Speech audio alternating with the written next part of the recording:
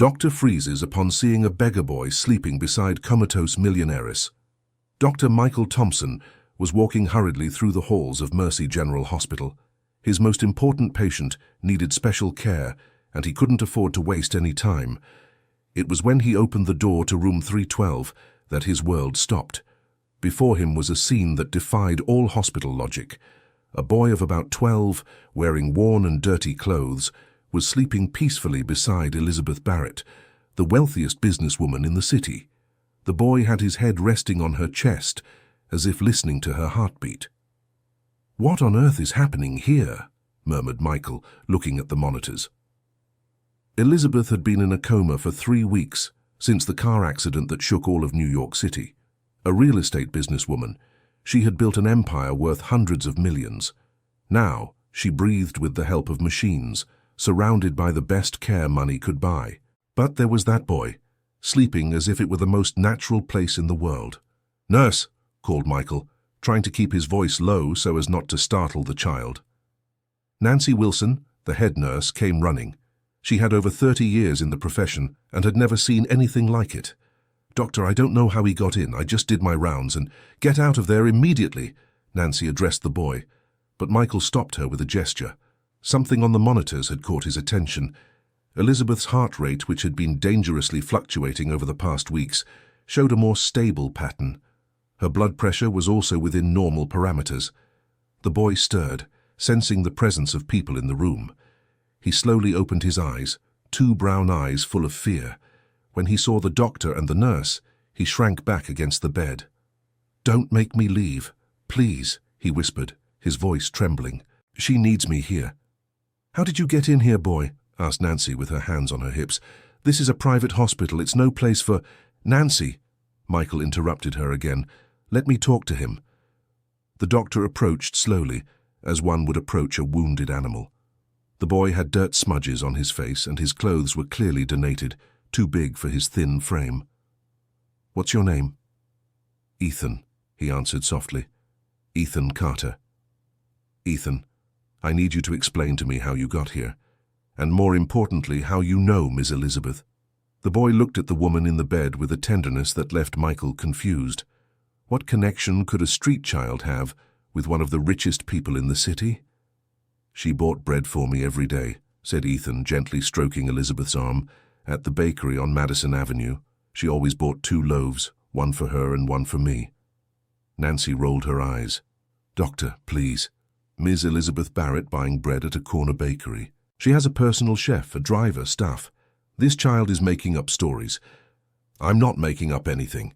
Ethan became agitated, but quickly lowered his voice when he looked at Elizabeth. "She talked to me every day. She asked me if I was hungry, if I had a place to sleep." Michael watched the boy's behavior closely. There was a sincerity in his voice that was hard to fake, and the monitors didn't lie. The boy's presence had a positive effect on Elizabeth. "Ethan, can you tell me more about these conversations with Ms. Elizabeth?" The boy settled better into the chair beside the bed, but didn't let go of the patient's hand. "She always wore simple clothes when she came to the bakery. Jeans, a plain shirt. She said she liked to walk in the morning before work. She told me she had lost her son a long time ago, and that talking to me made her feel better." Ethan's words hit Michael like a bolt of lightning.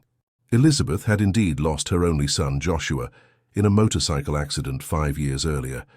Few knew this intimate detail of her life. "How do you know about her son?" asked Michael, now completely focused on the conversation. "She told me." Ethan wiped away a tear. "Said I was the same age he would be today, 12 years old, and that my eyes looked like his when he was little." Dear listener, if you're enjoying the story, please take a moment to like and especially subscribe to the channel. It really helps us who are just starting out. Now continuing. Nancy was about to protest again when the door swung open abruptly. Barbara Richards, the hospital administrator, entered with firm steps and a furious expression. "Dr. Thompson, what is the meaning of this?" she pointed at Ethan. "We have strict security protocols. How did a street child manage to reach the VIP wing?" "I'm looking into the situation," replied Michael calmly. "Looking into it?" Barbara raised her voice. "The order is simple. Remove this boy immediately and call security. We have responsibilities to our patients." Ethan stood up frightened but continued holding Elizabeth's hand. "Please don't take me away from here. She gets better when I'm near. I know she does." "Absurd!" exclaimed Barbara. "I'm calling security right now." "Wait," said Michael, analyzing the monitors again. "Barbara, look at her vitals. They're more stable than in the past few weeks." The administrator approached the equipment reluctantly. Indeed, the numbers showed significant improvement. "It could be a coincidence." "It could," agreed Michael. "But what if it's not? What if there's something we don't yet understand about the connection between them?" Ethan seized the moment of hesitation and continued his story. "She taught me to read better. Sometimes she brought little books. Said every boy needs to study to grow up right. Promised she'd help me get off the streets." "When was this?" asked Michael. "The day before the accident. She said she had a surprise for me that it would change my life. We arranged to meet at the bakery the next day, but she never showed up. Later I learned about the accident from the bakery's television." Ethan's voice broke. Nancy, who had been observing the conversation silently, noticed something no one else had seen. "Doctor," she called softly, "look at the patient's finger."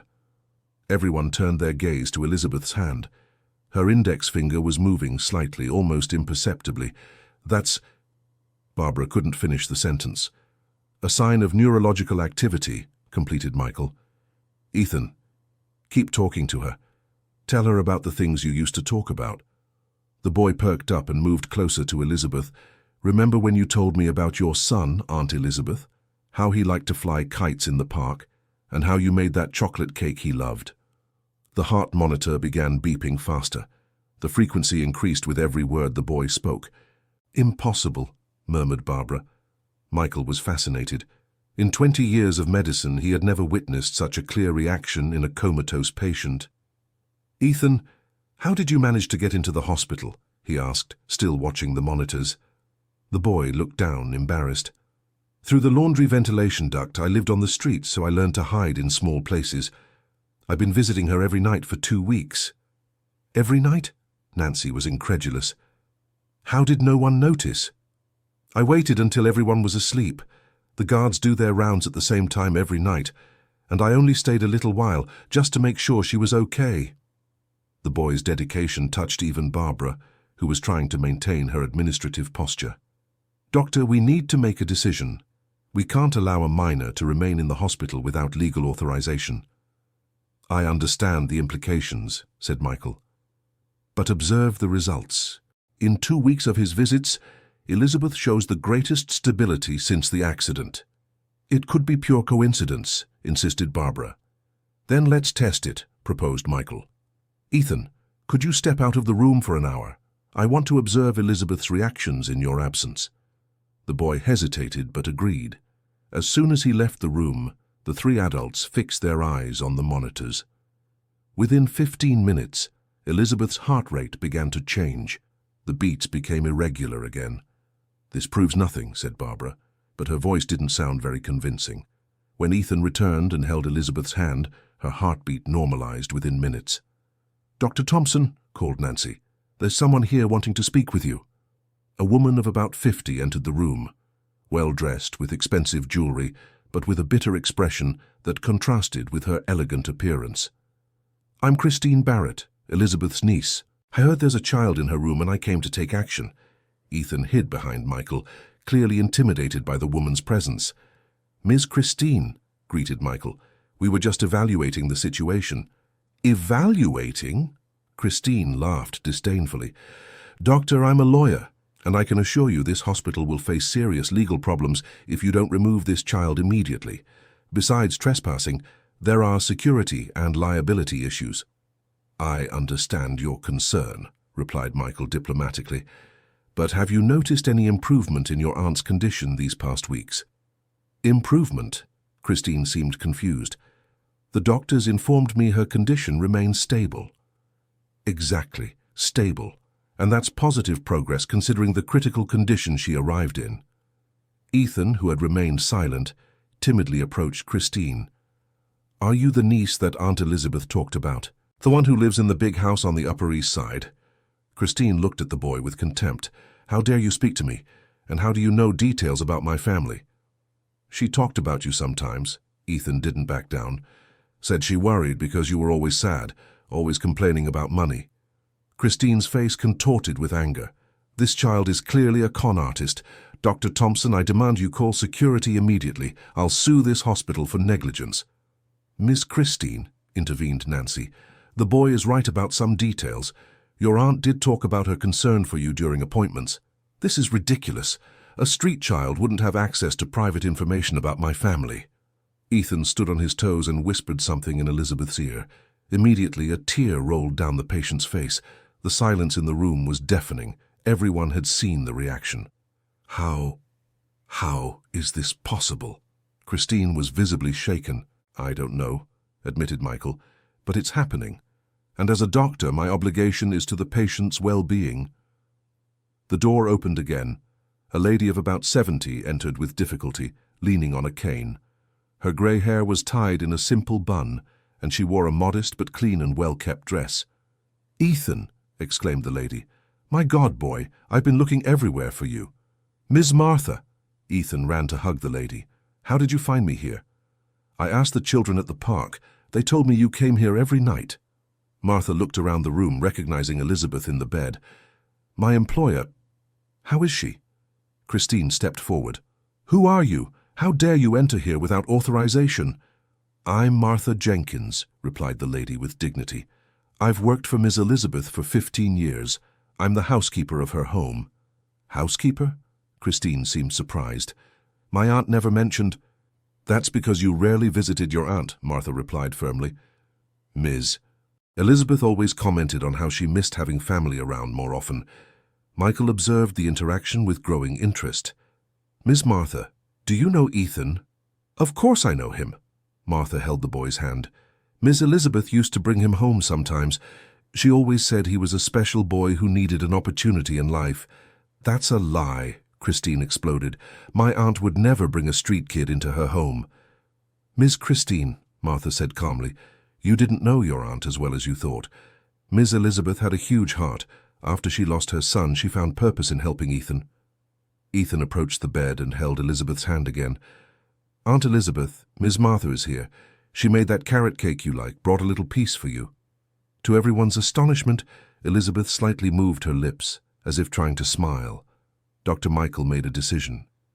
"Ms. Christine, I need you to understand. From a medical standpoint, this boy's presence is having a beneficial effect on your aunt. I cannot, in good conscience, remove him without fully exploring this connection." "Doctor, I forbid it!" Christine was furious. "I am the closest relative and have legal rights over medical decisions." "Actually," Martha said quietly, "Ms. Elizabeth left specific instructions about her medical care. It's all documented at the courthouse." Christine paled. "What instructions?" "She named Dr. Michael as responsible for all medical decisions in case of incapacitation, and also—" Martha hesitated. "She also left instructions about Ethan." "What kind of instructions?" asked Michael. Miss Elizabeth was planning to adopt Ethan. She had already consulted lawyers, social workers, everything legal and documented. The accident happened 2 days before the first hearing. The silence in the room was heavy. Ethan looked at Elizabeth with tears in his eyes. "Was she going to be my mom?" he whispered. "Yes, she was, my boy," Martha confirmed.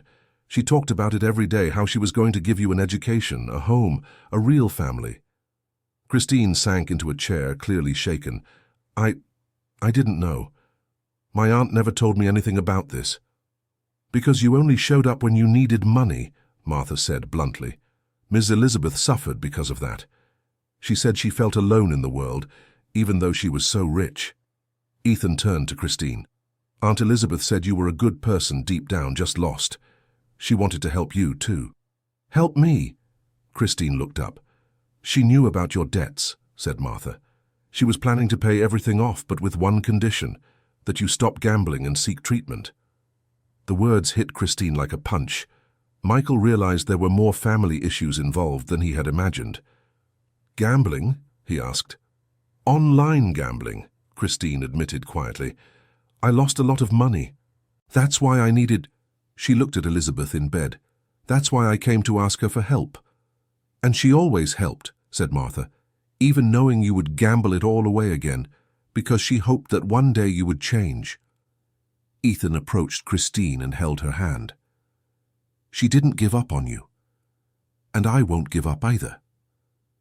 Christine began to cry, finally understanding the magnitude of the love she had wasted.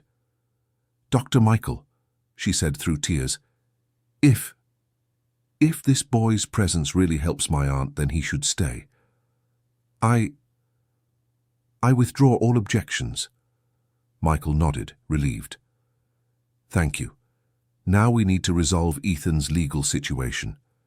Miss Martha, do you know where the adoption documents are? They're at the house in Miss Elizabeth's office, but there's a problem. Martha hesitated. Ethan ran away from the shelter a month ago. Technically, he's considered a minor at risk. I'm not going back there, said Ethan firmly. They didn't take proper care of us. It was better on the streets. You won't go back to any place that harms you, promised Michael. We'll find a solution. Nancy, who had observed the entire conversation, approached. Doctor, I have an idea. My sister works in social services. She can help with Ethan's legal situation temporarily while we sort out the adoption paperwork. Would that be possible? Asked Michael. With Ms. Martha's testimony and the documents Ms. Elizabeth left, I believe so. Ethan could stay under the hospital's temporary custody until we sort everything out. Ethan smiled for the first time since they had arrived in the room. Does that mean I can stay close to Aunt Elizabeth? It means you're going to have a real family, said Martha, stroking the boy's hair. Christine stood up, wiping her tears. Doctor, if you'll allow me, I'd like to help with Ethan's expenses, lodging, food, clothes. It's the least I can do for my aunt. And for Ethan, added Michael. He also deserves our care. Dear listener, if you're enjoying the story, please take a moment to like and especially subscribe to the channel. It really helps us who are just starting out. Now continuing. In the following days, Ethan got his own room at the hospital, near Elizabeth's. The visits were now official and supervised but constant, and each day Elizabeth showed more signs of improvement. Dr. Michael began meticulously documenting Elizabeth's reactions to Ethan's presence. The results were impressive. Improved blood pressure, heart rate regularity, and even responses to verbal stimuli. One morning, 3 weeks after their first meeting, Ethan was telling Elizabeth about his first day of school. Ms. Martha had managed to enroll him in a school near the hospital. Aunt Elizabeth, the teacher, is really nice. She said I write well for someone who hasn't studied properly. And there's a boy in my class who also likes to read, just like me. As he spoke, Ethan held Elizabeth's hand as he always did. Suddenly he felt a light pressure, very light but definite. Doctors, shouted Ethan. She squeezed my hand. Aunt Elizabeth squeezed my hand. Michael and Nancy ran to the room. Ethan was beaming. It happened again, said the boy. She can hear me. Michael checked the monitors and Elizabeth's reflexes. Indeed, there were signs of more intense conscious activity. Ethan, keep talking to her. Tell her about school, about your plans. Aunt Elizabeth, when you wake up, we'll finish that book you were teaching me to read. And Miss Martha said she can teach me how to make that cake you like. This time, Elizabeth not only squeezed Ethan's hand, but also slightly turned her head toward his voice. She's responding, whispered Michael. After almost 2 months, she's really responding. In the days that followed, the improvements intensified.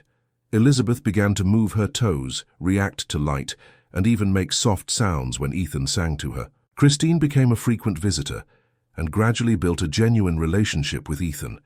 She had sought treatment for her gambling addiction and was learning to value family bonds.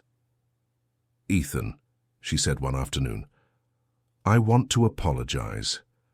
I was selfish and almost ruined your chance to be together.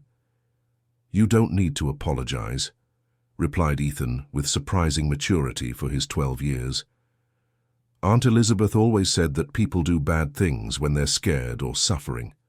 What matters is that we learn and change. A week later, Dr. Michael Thompson entered the room for his morning rounds and found Ethan talking animatedly with Elizabeth. But this time, something was different. Elizabeth's eyes were open. Ethan, she whispered in a hoarse voice after months of silence, my boy, you're here. Ethan began to cry with joy. Aunt Elizabeth, you're awake. I knew you would wake up." Michael couldn't believe what he was seeing. He quickly called the entire medical team. Within minutes, the room was full of people. "How do you feel, Elizabeth?" asked Michael. "Tired," she replied, without taking her eyes off Ethan. "But happy, very happy. I could hear you talking. I heard Ethan singing to me." "You could hear me?" asked Ethan, holding her hand. "I could, my love. And it was your voice that brought me back. Your voice and your love." Miss Martha, who had been called, rushed to the room. When she saw Elizabeth awake, she couldn't hold back her tears. "My dear, thank God, Aunt Martha." Elizabeth smiled weakly. "Did you take care of Ethan for me?" "I sure did. And he took care of you too. He never left your side."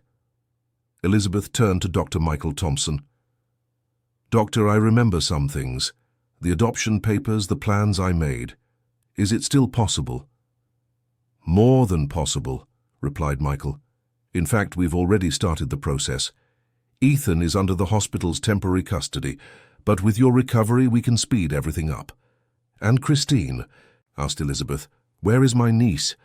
"I'm here, Aunt." Christine approached the bed. "And I want to ask for your forgiveness. For everything." Elizabeth reached out her hand to her. "There's nothing to forgive, my dear. There's only so much love to share." Ethan looked at the two women and then at all the people in the room. "Now I have a real family," he said. "A mother, an aunt, a Grandma Marty, and even a doctor who took care of all of us." Dr. Michael Thompson smiled, deeply moved. "Ethan, you've taught us more about medicine than any book or medical school. You taught us that love can be the best medicine. And you taught us that family isn't just who you're born with," added Christine. "It's who chooses to stay together." Elizabeth, still weak but determined, spoke to Ethan. "My son, because now you are truly my son, I have an important question to ask you." Ethan leaned in to listen. "Do you want to be Ethan Barrett? Do you want me to be your mother legally?" Ethan couldn't answer right away. Tears streamed down his face, but this time they were tears of pure happiness. "Yes," he managed to say finally. "I really want to be your son." Elizabeth pulled him into a tight hug, a hug that symbolized not just the recovery of her health, but the birth of a new family. "Then it's decided," and she said, "when I leave this hospital, we're going home. Our home. And we're going to start our life together.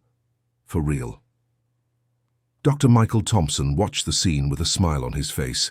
In his years of medicine, he had witnessed many miracles, but he had never seen the power of love work so clearly and transformatively. Nancy approached him.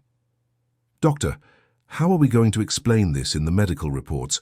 Her recovery defies any protocol." "Let's be honest," replied Michael. "We'll document everything exactly as it happened. Ethan's presence, Elizabeth's reactions, the progression of her condition. Maybe it will help other patients in the future. Do you really believe it was love that cured her?" Michael looked at Elizabeth and Ethan, still embracing, talking about their plans for the future. "I believe love can be the most powerful medicine of all, and that sometimes the best doctors are those who love unconditionally." Dear listener, if you're enjoying the story, please take a moment to like and especially subscribe to the channel. This helps us tremendously as we're just starting out. Now continuing. 6 months later, Elizabeth's home had completely transformed. Ethan was studying at a private school and his grades were excellent. Christine visited regularly and had become a present and caring aunt. Ms. Martha continued taking care of the house, but now with the joy of seeing the family reunited. Elizabeth reduced her business activities and began dedicating more time to Ethan and to social projects. Together, they created a program to help homeless children, offering education, medical care, and most importantly, love and attention. Dr. Michael Thompson became not just the family doctor, but a dear friend. He published a scientific article about Elizabeth's case, which drew the international medical community's attention to the importance of emotional support in treating coma patients. Ethan, who used to sleep in parks and struggle to get a piece of bread, now had his own room filled with books and dreams. But what he valued most was having someone to call mother, someone who loved him unconditionally. One evening, while Elizabeth was putting him to bed, Ethan asked a question she would never forget. "Mum, do you believe your first son up in heaven is happy that you adopted me?" Elizabeth felt her heart tighten with emotion. "I believe so, my love. I believe Joshua guided you to me, that he wanted me to be happy again. Then I'll be the best son in the world for you, to honor his memory and to make you proud. Ethan," Elizabeth kissed his forehead, "you already make me the proudest woman in the world, not for what you do, but for who you are, for having such a big heart that you managed to bring me back to life." "It was love that brought you back," said Ethan with childlike wisdom. "Love always wins in the end." Elizabeth smiled, knowing her son was right. Love really does always win in the end. And so, a story that began with a lost boy and a woman in a coma became a lesson about the transformative power of unconditional love. Ethan and Elizabeth not only found a family, but discovered that sometimes angels come disguised as street children, and miracles happen when we least expect them. Dr. Michael Thompson continued visiting the family regularly, always impressed with Elizabeth's full recovery and Ethan's extraordinary development. The boy had become a brilliant young man, dedicated to his studies and passionate about helping other children who were going through what he had experienced. Christine managed to overcome her addiction and became a lawyer specializing in children's rights, working together with Elizabeth and Ethan in the social program they created. Ms. Martha, now affectionately called Grandma Marty by Ethan, remained the heart of the home, caring for everyone with her wisdom and maternal warmth. The foundation that Elizabeth and Ethan created together became a reference in caring for children in socially vulnerable situations. They offered not just basic care, but most importantly, what Ethan had needed most: love, attention, and the certainty that every child has value and potential. In her speeches, Elizabeth always told the story of how Ethan saved her and how a child's love was able to bring her back to life. Ethan, in turn, spoke about how Elizabeth's unconditional love gave him not just a family, but a purpose. 3 years after the adoption, on a Sunday morning, Ethan woke Elizabeth with a special gift. "Mum, I made something for you," he said, handing her a carefully colored drawing. It was a portrait of the family: Elizabeth, Ethan, Christine, Ms. Martha, and Dr. Michael Thompson, all holding hands and smiling. At the top of the drawing, a phrase written in Ethan's still childlike handwriting: "Heart family, love always wins." Elizabeth hugged her son, knowing this was the greatest proof that they had both found exactly what they needed: a home filled with true love. And so, the story of the beggar boy who slept beside the comatose millionaire became the story of a family built by love, proving that the greatest miracles happen when we open our hearts to those most in need. The end. Now tell us what you thought of this touching story of Ethan and Elizabeth. Do you believe in the transformative power of love? Share your thoughts about this heart family that formed in such a special way in the comments. Leave your like and subscribe to the channel for more heartwarming stories.